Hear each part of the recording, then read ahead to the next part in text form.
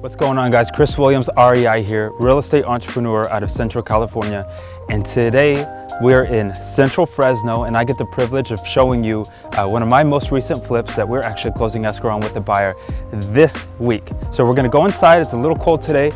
Gonna give you a walkthrough, show you how it got the deal, the numbers, go over the profit, all that stuff. So come on. You know, I think someone might be here, so I'm gonna go ahead and knock. Who are you? Oh, what's up, guys? Come on in. Wait, are you vaxxed?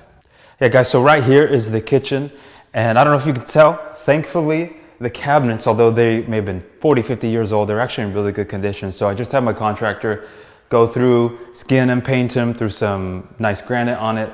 And of course, got the brand new appliances, gas appliances. Over in this area, there was actually a wall. So I had our contractor tear down the wall, open it up. So now there's 2 dining rooms, and I'll show you the rest of the house. Now, if you come over to this side, right off of the dining room, there is an extra room that is not actually a part of the square footage. So this house is a 3-bedroom, 2-bath, 1,514 square foot property. However, this room adds about 200 square feet. It's insulated, it has electricity, has lights. It's actually really nice. If this is my home, I would keep it for an office or a YouTube studio or something like that. But because I knew I wouldn't actually be able to get value out of it as far as appraisal goes, I went ahead and just left the window there, left these old sliding glass door here, whereas if it was my home, I would have closed off that window and added French doors here. But knowing that it was just a flip, I knew that I didn't have to go above and beyond the budget on that way, and I kept it. And this is actually, like I said, one of my favorite parts of the house. So going into the living room, which is just off the dining room, you can see there's this huge brick fireplace and a little sitting area. Now, I could have gone on and ripped this out as far as, you know, new cabinets, like I said, there's French doors here. But looking at the comps at the time, the highest sale in this neighborhood was $320. So I knew by going above and beyond and tearing out that fireplace, even though I would have wanted to, I knew that that would have been a huge expense that I would not have gotten the return. Just based in this market, having a really good home, it's gonna sell for top of the market. So like I said, 3-bedroom, 2-bath. What we did here, we threw 6-panel doors on every door, new 5 1/4 baseboard throughout, and just carpet in the bedrooms. I think most people like carpet, even though we did laminate through the rest of the house. And so if you actually see this, what I did was about halfway through, I switched all my fixtures to oil rub bronze.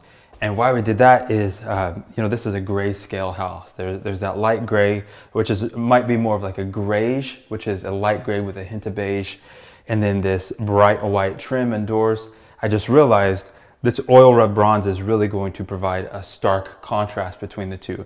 Whereas I would normally do a brushed nickel, I just thought like that brushed nickel, it just kind of blends in with everything, where I really love this oil rub bronze. So then right here is the very first bathroom, which was a really good size. And it was kind of a little tore up. It actually had some bright green tile throughout. And so I had my contractor add new tile flooring, a new vanity, new toilet.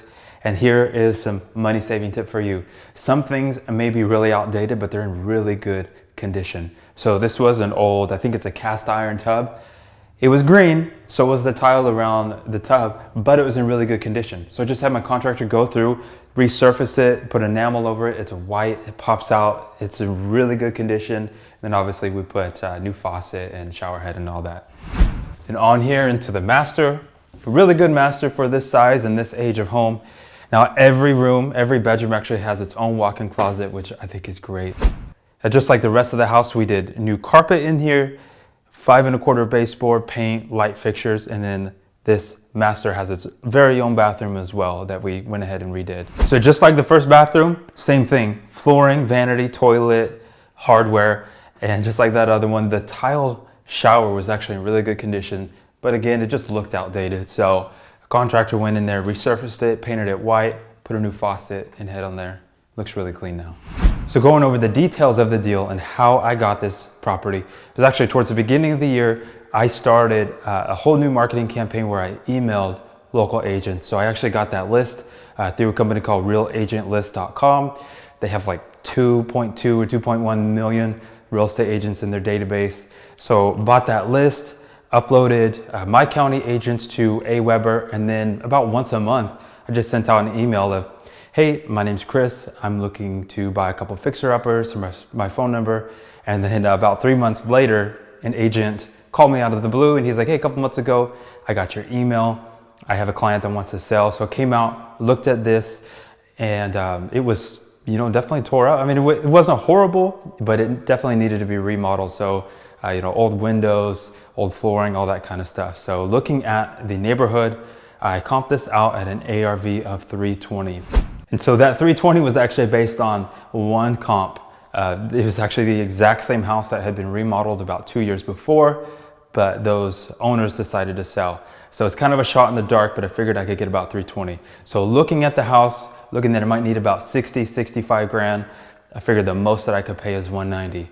So I told the agent that, and the next day he came back and said, hey, my sellers will take 190, let's write it up. So I put it in escrow, and then I sent it off to my private lenders.